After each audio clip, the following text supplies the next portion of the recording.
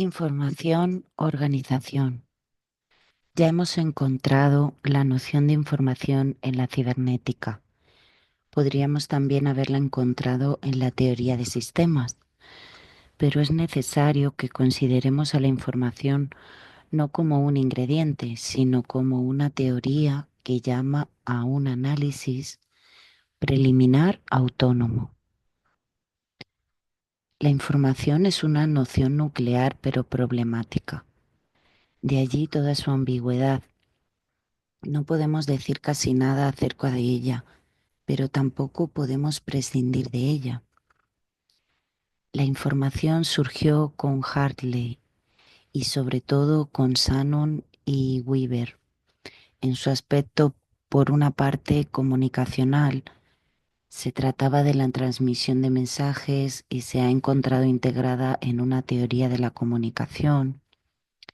Por otra parte, en su aspecto estadístico, basado en la probabilidad o más bien la improbabilidad de aparición de tal o cual unidad elemental portadora de información. Su primer campo de aplicación fue su campo de emergencia, la telecomunicación. Pero muy rápidamente la transmisión de información tomó con la cibernética un sentido organizacional. De hecho, un programa portador de información no hace más que comunicar un mensaje a un ordenador que computa cierto número de operaciones. Más asombrosa aún fue la posibilidad de extrapolar muy heurísticamente la teoría del dominio biológico.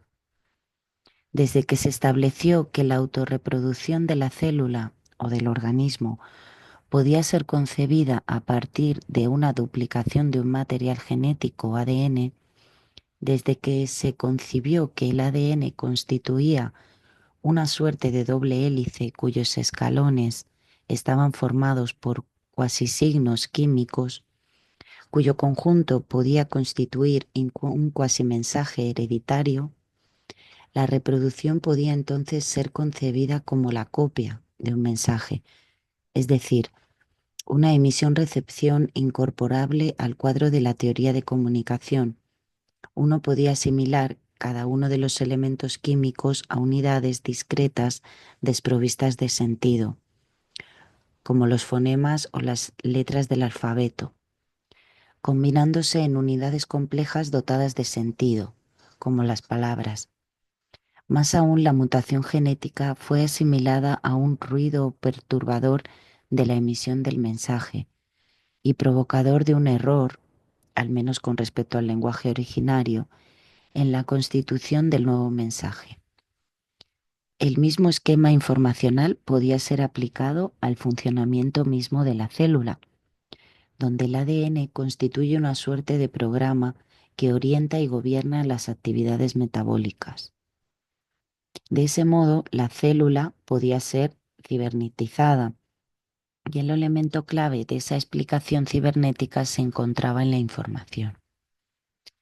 Aquí también una teoría de origen comunicacional era aplicada a una realidad de tipo organizacional, y en esa aplicación hacía falta considerar a la información organizacional, ya sea como memoria, ya sea como mensaje, ya sea como programa, o más bien como todo eso a la vez. Más aún, si la noción de información podía, por una parte, integrarse en la noción de organización biológica, podía, por otra parte, ligar de manera sorprendente a la termodinámica, es decir, a la física y a la biología. En efecto, el segundo principio de la termodinámica había sido formulado mediante una ecuación de probabilidad que expresaba la tendencia a la entropía, es decir, al crecimiento, en el seno del sistema, del desorden por sobre el orden, del organizado por sobre lo organizado, de lo desorganizado por sobre lo organizado. Al mismo tiempo, se había señalado que la ecuación shannoniana de la información era como el reflejo, el negativo de la ecuación de la entropía. en el sentido de que la entropía crece de manera inversa a la información. De allí la idea explicitada por Brillouin de que había una equivalencia entre la información y la entropía negativa o negentropía. Es decir, que la negentropía no es nada más que el desarrollo de la organización, de la complejidad. Reencontramos aquí de nuevo el lazo entre organización e información, sumado a un fundamento teórico que permite aprender el ligamen y la ruptura entre el orden físico y el orden viviente. El de información es entonces un concepto que establece el lazo con la física, siendo al mismo tiempo el concepto fundamental desconocido de la física. Es inseparable de la organización y de la complejidad biológicas. Hace entrar en la ciencia al objeto espiritual que no podía encontrar lugar más que en la metafísica. Es una noción crucial, un nudo gordiano, pero como el nudo gordiano, entreverado, inextricable. El de información es un concepto problemático, no un concepto solución. Es un concepto indispensable, pero no es aún un concepto elucidado y elucidante. Porque recordémoslo, los aspectos surgidos de la teoría de la información, el aspecto comunicacional y el aspecto estadístico, son como la pequeña superficie de un inmerso iceberg. El aspecto comunicacional no da cuenta para nada del carácter poliscópico de la información, que se presenta a la observación ya sea como memoria, ya sea como saber, ya sea como mensaje, ya sea como programa o ya sea como matriz organizacional. El aspecto estadístico ignora, incluso desde la perspectiva comunicacional, el sentido de la información.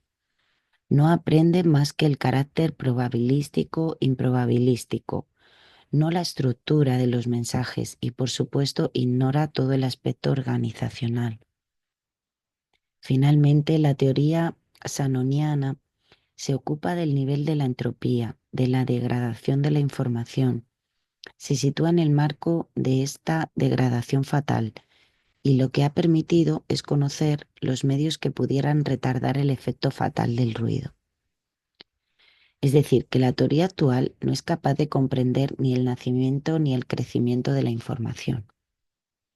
Así es que el concepto de información presenta grandes lagunas y grandes incertidumbres.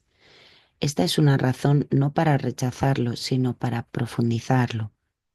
Hay en ese concepto una riqueza enorme, subyacente, que quisiera tomar cuerpo y forma.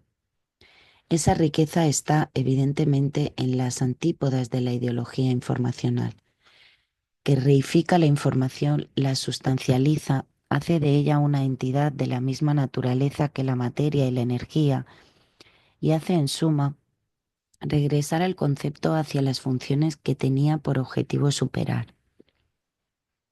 Esto equivale a decir que la información no es un concepto terminal, sino que es un concepto punto de partida. No nos revela más que un aspecto limitado y superficial de un fenómeno a la vez radical y poliscópico, inseparable de la organización. La organización. La cibernética, la teoría de sistemas, la teoría de la información, cada una a su manera, del modo como acabamos de ver, en su fecundidad y a la vez en sus insuficiencias, piden por una teoría de la organización. La biología moderna, de manera correlativa, ha pasado del organicismo al organizacionismo. Para Piaget, la cuestión está ya planteada. Hemos finalmente venido a plantear al concepto de organización como concepto central de la biología.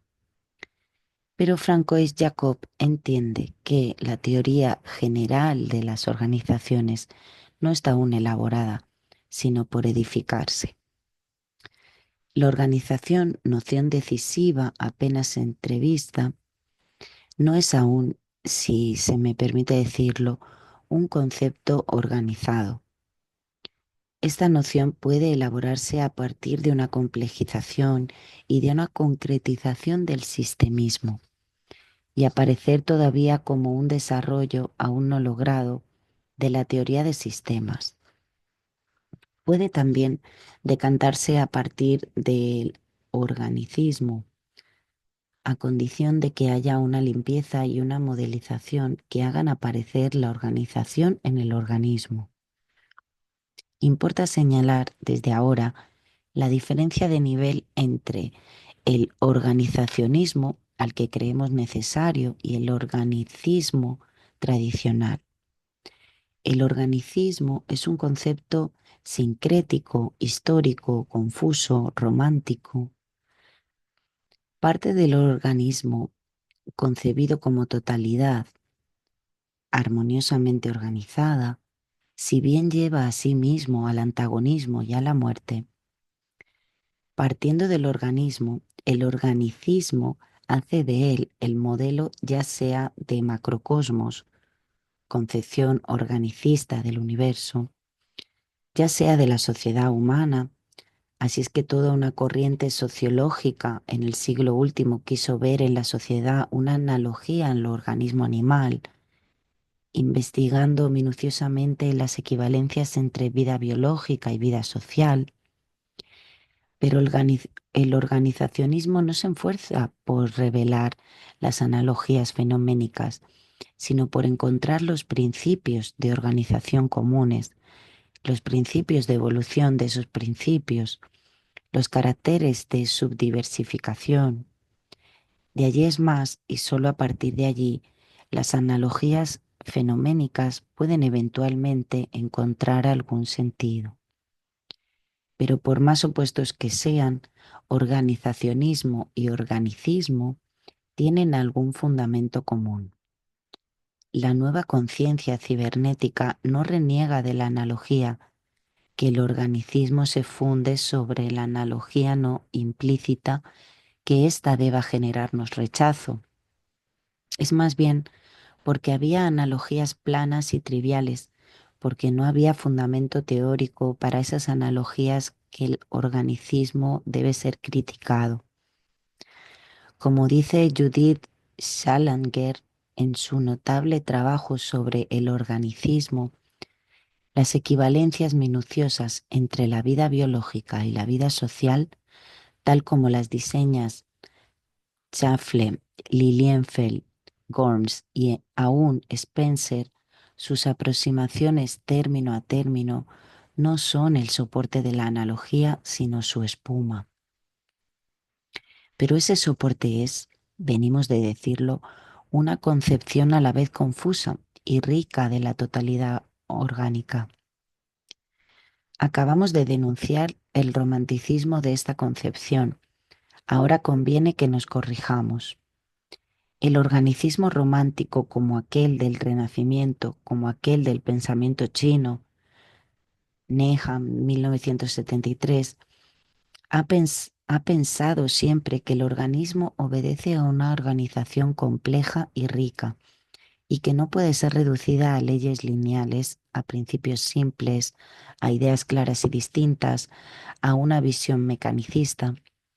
Su virtud está en la intuición de que la organización vital no puede ser comprendida con la misma lógica que la organización de la máquina artificial, y que la originalidad lógica del organismo se traduce en la complementariedad de términos que, según la lógica clásica, son antagonistas, mutuamente rechazantes, contradictorios. El organicismo, en una palabra, supone una organización completa y rica, pero no la propone. El organismo es también una máquina en el sentido en que ese término significa totalidad organizada, pero de un tipo diferente al de las máquinas artificiales, ya que la alternativa al reduccionismo no está en un principio vital, sino en una realidad organizacional viviente. Vemos aquí hasta qué punto estamos totalmente desfasados con respecto a las alternativas tradicionales. máquina-organismo, vitalismo, reduccionismo.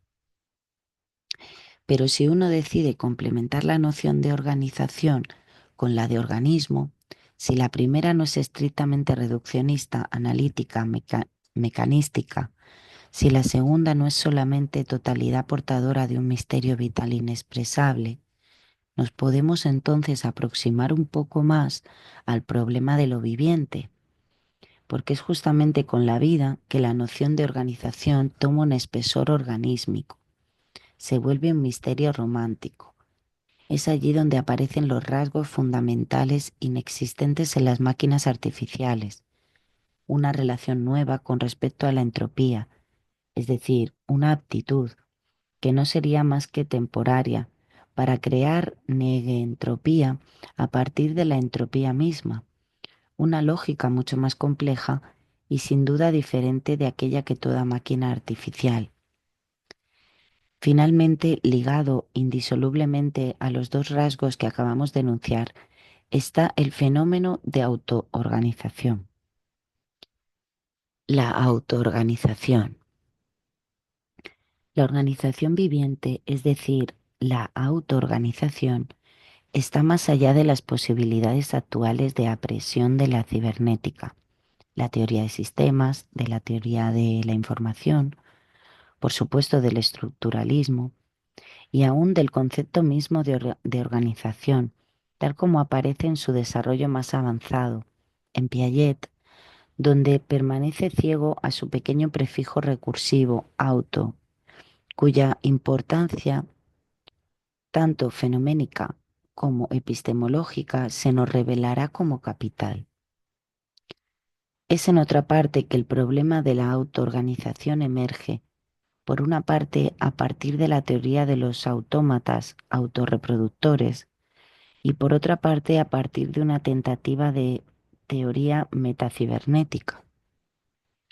En el primer sentido es la reflexión genial de von Neumann, la que presenta los principios fundamentales. En el segundo sentido, los alcances teóricos fueron audazmente ensayados a lo largo de 3 encuentros, notablemente por Ashby, von Foerster, Gotthard y algunos otros. Pero la suerte de la teoría de la autoorganización fue doblemente infortunada con respecto a la cibernética. Como se dijo, fue la aplicación a las máquinas artificiales la que hizo la fortuna de la cibernética y atrofió su desarrollo teórico. Pero si bien es concebible en principio construir una teoría de una máquina artificial autoorganizada y autorreproductora, el estado de la tecnología y de la teoría hacía y aún hace inconcebible actualmente la posibilidad de crear tal máquina. Como revancha, la teoría de la autoorganización estaba hecha para comprender lo viviente, pero permaneció demasiado abstracta, demasiado formal para tratar los datos y los procesos físico-químicos que hacían a la originalidad de la organización viviente. De allí que la teoría de la autoorganización no podía aún aplicarse a nada práctico. Al mismo tiempo, los créditos cesaron pronto de alimentar al primer esfuerzo teórico, y los investigadores, surgidos ellos mismos de disciplinas diversas, se dispersaron. Por otra parte, la teoría de la autoorganización necesitaba una revolución epistemológica más profunda aún que aquella de la cibernética, y eso contribuyó a detenerla en sus posiciones de partida. De todos modos, hay posiciones de partida, si bien no se puede hablar verdaderamente de teoría. 1. Para empezar, Schrödinger puso de relieve desde 1945 la paradoja de la organización viviente, que no parece obedecer al segundo principio de la termodinámica. 2. Von Neumann escribió la paradoja en la diferencia entre la máquina viviente, autoorganizadora, y la máquina artefacto, simplemente organizada.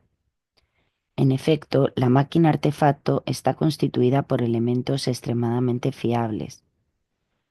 Un motor de coche, por ejemplo, está constituido por piezas verificadas y hechas de la materia más dura y más resistente posible en función del trabajo que debe realizar. De todos modos, la máquina en su conjunto es mucho menos fiable que cada uno de sus elementos tomados aisladamente. En efecto, basta una alteración de uno de sus constituyentes para que el conjunto se trabe, deje de funcionar y no pueda repararse más que a través de una intervención exterior, el mecánico. Por el contrario, otro es el caso con la máquina viviente, autoorganizada. Sus componentes son muy poco confiables. Son moléculas que se degradan muy rápidamente y todos los órganos están, evidentemente, constituidos por esas moléculas. Al mismo tiempo, vemos que en un organismo las moléculas, como las células, mueren y se renuevan, a tal punto que un organismo permanece idéntico a sí mismo, aunque todos sus componentes se hayan renovado. Hay, por lo tanto, opuestamente, el caso de la máquina artificial, gran confiabilidad del conjunto y débil confiabilidad de los constituyentes. Esto muestra no solamente la diferencia de naturaleza, de lógica, entre los sistemas autoorganizados y los otros, sino que muestra también que hay un lazo consustancial entre desorganización y organización compleja, porque el fenómeno de desorganización, entropía, prosigue su curso en lo viviente, más rápidamente aún que en la máquina artificial, pero de manera inseparable. Está el fenómeno de reorganización, neguentropía. Allí está el lazo fundamental entre entropía y neguentropía, que no tiene nada de oposición maniquea entre dos entidades contrarias. Dicho de otro modo, el lazo entre la vida y muerte es mucho más estrecho, profundo, que lo que hubiéramos alguna vez podido metafísicamente imaginar. La entropía, en un sentido, contribuye a la organización que tiende a arruinar y, como veremos, el orden autoorganizado no puede complejizarse más que a partir del desorden o más aún a partir del ruido, porque estamos en un orden informacional. Ese es un fundamento de la autoorganización y el carácter paradójico de esta posición nos muestra que el orden de lo viviente no es simple, no depende de la lógica que aplicamos a todas las cosas mecánicas, sino que postula una lógica de la complejidad. 3. La idea de autoorganización opera una gran mutación en el estatus ontológico del objeto que va más allá de la ontología cibernética. A. Ante todo, el objeto es fenoménicamente individual, lo que constituye una ruptura con los objetos estrictamente físicos dados en la naturaleza. La fisicoquímica estudia, por una parte, las leyes generales que rigen a esos objetos y, por otra parte, sus unidades elementales, la molécula, el átomo, que están a partir de allí aislados de su contexto fenoménico, es decir, que hay disociación del ambiente, juzgado siempre como prescindible. Los objetos fenoménicos del universo estrictamente físico-químico no tienen un principio de organización interno. Por el contrario, para los objetos autoorganizadores hay adecuación total entre la forma fenoménica y el principio de organización. Ese aspecto también, en este caso, disocia las perspectivas entre lo viviente y lo no viviente. Ciertamente, el objeto cibernético, tratándose de la máquina artificial, dispone de una organización ligada a su principio de organización. Pero ese principio de organización es externo, es debido al hombre. Es aquí que la individualidad del sistema viviente se distingue de aquella de otros sistemas cibernéticos. B, en efecto, está dotado de autonomía, autonomía ciertamente relativa. Debemos recordarnos, sin cesar, pero autonomía organizacional, organísmica y existencial. La autoorganización es efectivamente una metaorganización con respecto a los órdenes de organización preexistentes, con respecto evidentemente a aquellos de las máquinas artificiales. Esa extraña relación está esta coincidencia entre lo meta y lo auto merece meditación. En este caso, somos llevados a inocular en el objeto mucho más profundamente que lo hacía la cibernética.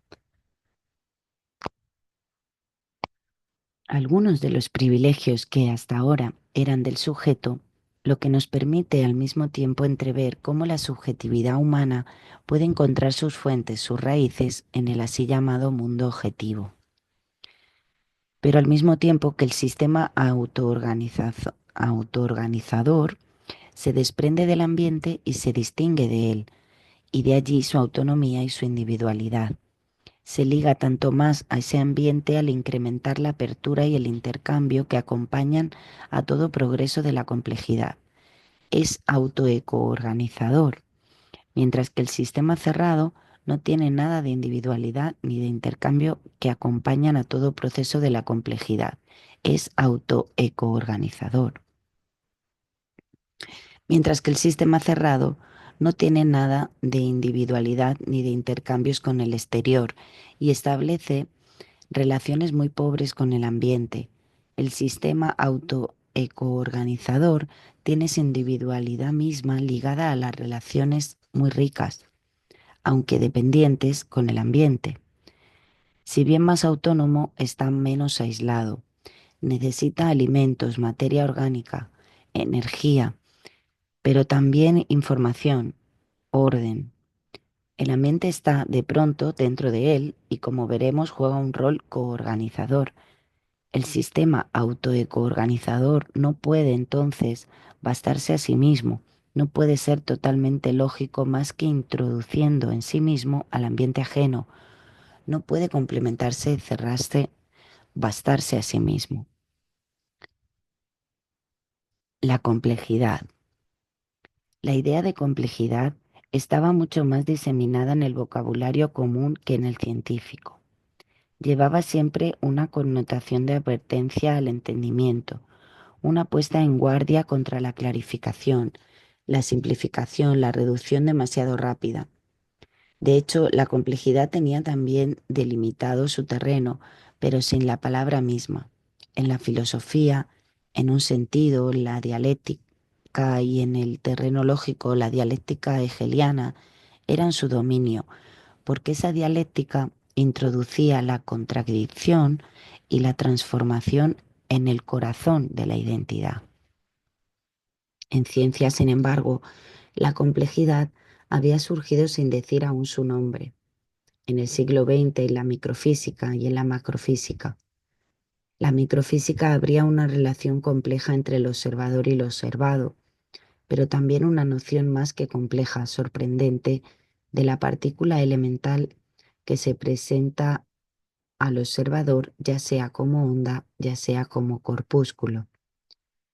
Pero la microfísica era considerada como caso límite, como frontera, y se olvidaba que esa frontera conceptual concernía de hecho a todos los fenómenos materiales, incluidos los de nuestro propio cuerpo y los de nuestro propio cerebro.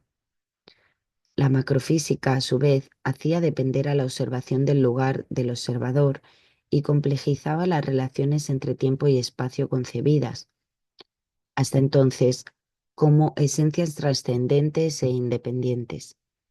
Pero esas dos complejidades micro y macrofísicas eran rechazadas a la periferia de nuestro universo, si bien se ocupaban de fundamentos de nuestra psiquis y de caracteres intrínsecos de nuestro cosmos.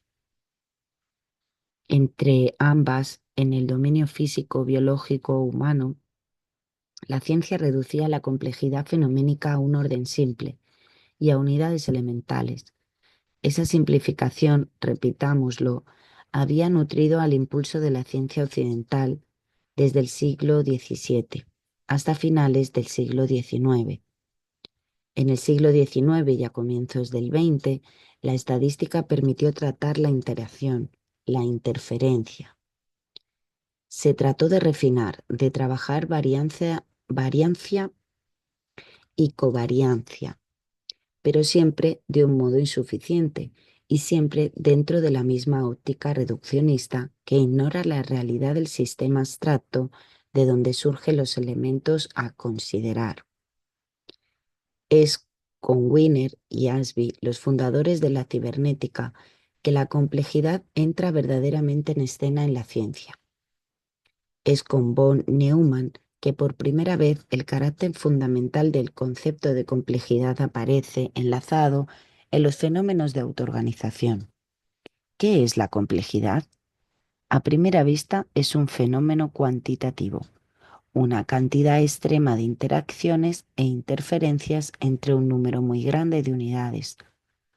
De hecho, todo sistema autoorganizador, viviente, hasta el más simple, combina un número muy grande de unidades del orden del billón, ya sean moléculas en una célula, células en un organismo, más de 10 billones de células en el cerebro humano, más de 30 billones en el organismo. Pero la complejidad no comprende solamente cantidades de unidades e interacciones que desafían nuestras posibilidades de cálculo, comprende también incertidumbres, indeterminaciones, fenómenos aleatorios. En un sentido, la complejidad siempre está relacionada con el azar. De este modo,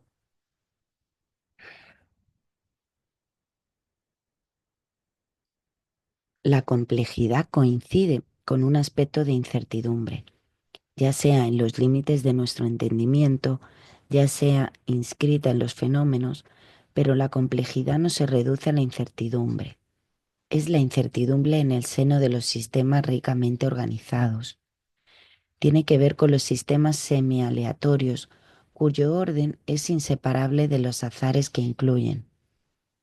La complejidad está así ligada a una cierta mezcla de orden y desorden, mezcla íntima, a diferencia del orden-desorden estadístico, donde el orden, pobre y estadístico, reina a nivel de las grandes poblaciones y el desorden, pobre por pura indeterminación, reina a nivel de las unidades elementales. Cuando la cibernética reconoció la complejidad fue para rodearla, para ponerla entre paréntesis, pero sin negarla. Era el principio de la caja negra. Se consideraban las entradas en el sistema y las salidas, lo que permitía estudiar los resultados del funcionamiento de un sistema, la alimentación que necesitaba, relacionar inputs y outputs, sin entrar, sin embargo, en el misterio de la caja negra.